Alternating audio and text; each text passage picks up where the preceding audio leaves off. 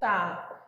Eu acho que um primeiro tópico que fez parte do nosso planejamento, das nossas ideias, foi o fato a nossa experiência e a busca que a gente tem tido. A gente passou a ter uma busca bem grande, né, de supervisão para casos de 7 a 10 anos, assim, cresceram substancialmente.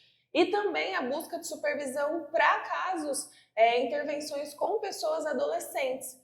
Eu acho que esse é um primeiro tópico, então a gente tem entendido que isso é uma necessidade das pessoas, as pessoas têm buscado isso, o tanto que chega pra gente e que a gente ouve das conversas com outros colegas que também têm tido essa busca e dificuldade em como planejar, por exemplo, uma intervenção específica, usando aí a ciência da análise do comportamento, mas depois que essa criança deixa de ter idade, entre aspas, né, para aqueles protocolos que avaliam o desenvolvimento infantil na primeira infância. Que é o mais comum, que todo mundo conhece aí pela internet, por exemplo, o ViveMap. Isso. E aí, para além disso, com a nossa própria demanda, a prática clínica, o que aconteceu é que a gente também precisou se especializar e ter uma formação maior para esse público, para essa idade maior. E aí, o que a gente fez foi acabar buscando muita literatura em português sobre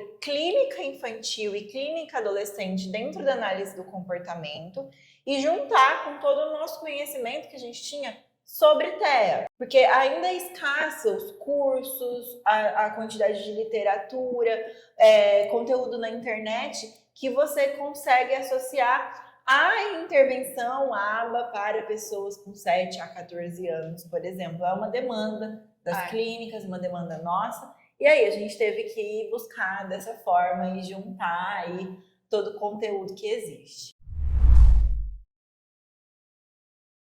Tá. Aí também é uma resposta que conta um pouco da nossa história, né? A gente tem casos, então, a busca do diagnóstico tardio, então tem pessoas que chegam pra gente aí já 7, 8, 9, 10, 11, 12, 13, 14, buscando esse diagnóstico, então isso é um ponto. A gente ter o contato com as pessoas para avaliação diagnóstica. E nossas crianças que cresceram. Exato. Acho que esse é o fator principal aí, né? Então, junto com o crescimento nosso de carreira pessoal, então a gente sair lá de ser AT escolar, passar a ser aplicadora, coordenadora de caso. As crianças que a gente ia acompanhando, que antes tinham 3, 4 anos, elas estavam crescendo e elas cresceram de faixa etária junto com a gente. E aí na construção da Te Ajudo, da formação da nossa equipe, a gente já tinha crianças que eram nossos clientes e que já estavam maiores, né? Para além de estar chegando muita demanda de diagnósticos tardios. A gente brinca que a gente tem um grupão de quase pré-adolescentes. Que eles não são crianças, mas não são adolescentes ainda, né? E eu queria completar uma coisa, eu fiquei pensando enquanto você falava, Isa, com a coisa da busca da literatura, né? E a gente sempre fala isso. Às vezes as pessoas chegam desesperadas, querendo supervisão, querendo orientação, o que eu faço, o que eu uso. E às vezes a gente fala, estudar a análise do comportamento, a ciência da análise do comportamento já é um bom caminho. Porque quando a gente está falando de ABA, a gente está falando da aplicação dos conceitos da análise do comportamento no nosso, especificamente no nosso público, com quem a gente trabalha. Mas quando a gente teve que fazer esse caminho, é o que, na verdade, todo mundo deveria fazer. Então, a gente foi buscar o que tem de literatura dentro da ciência da análise do comportamento específico para algumas idades, para algumas demandas, e daí a gente aplica isso dentro da nossa realidade, do nosso ambiente de trabalho. O que é uma coisa muito legal. Tem muita coisa bacana de clínica infantil e de clínica adolescente no meio da análise do comportamento. E aí, acho que toda essa relevância, toda essa experiência própria, essa construção que a gente teve, em todas as conversas que a gente tem com outros terapeutas fora da nossa equipe, a gente discute essas questões. Então, vem perguntas que as pessoas que vão nos assistir, por exemplo, elas devem fazer também. Meu cliente já avançou em comunicação, Boa. ele já fala uma ou duas palavras, ele já faz perguntas. Como eu vou para além disso? E aí acho que agora pega a habilidade social. Como é que eu ensino essas coisas minuciosas dentro do meu consultório, eu e ele? Né? Acho que é uma dúvida que aparece muito nessa faixa etária. Você sabe que você me lembrou uma situação?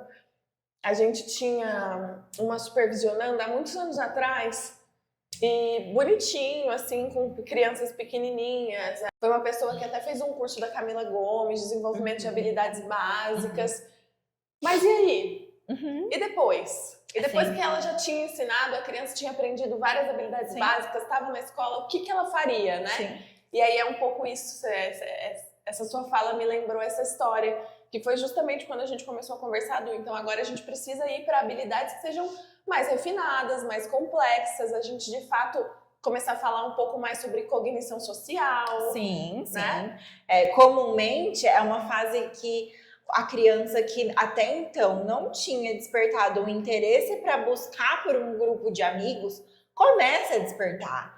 E aí, sempre chegam demandas como, ele tá tentando, mas não consegue. Agora ele percebe que o amigo não chegou até ele e brincou igual, que o amigo ignorou. E aí, o que a gente faz frente a isso, né? Acho que cabe a nós terapeutas nos dedicarmos a estudar sobre isso, entender como ajudar como um todo a inclusão e o nosso clientinho, né? Principalmente nessa demanda de cognição social, de entender o que está acontecendo naquela situação no parquinho, naquela situação no shopping, no aniversário. E é essa proposta que a gente quer abarcar com o curso. Isso mesmo. Pensem o seguinte, gente. Aumenta a demanda social conforme a idade vai passando, nessa faixa etária que a gente brinca, que é o quase pré-adolescente, né? Aumenta a demanda social, aumenta a exigência em muitos ambientes. E aí? E aí a gente tem que estar preparado, embasado cientificamente para saber o que fazer e saber como de fato contribuir com esse desenvolvimento, né, Isabel? Acho que a gente conseguiu dar uma boa resumida. E a nossa conversa inicial para explicar para o nosso produtor de vídeo sobre o curso já virou um vídeo para vocês, que a gente está falando com a câmera. É verdade. Daqui a pouco a gente está aqui falando os nomes dos módulos, tudo que a gente já pensou, inclusive, tem até um módulo bônus de sexualidade, puberdade.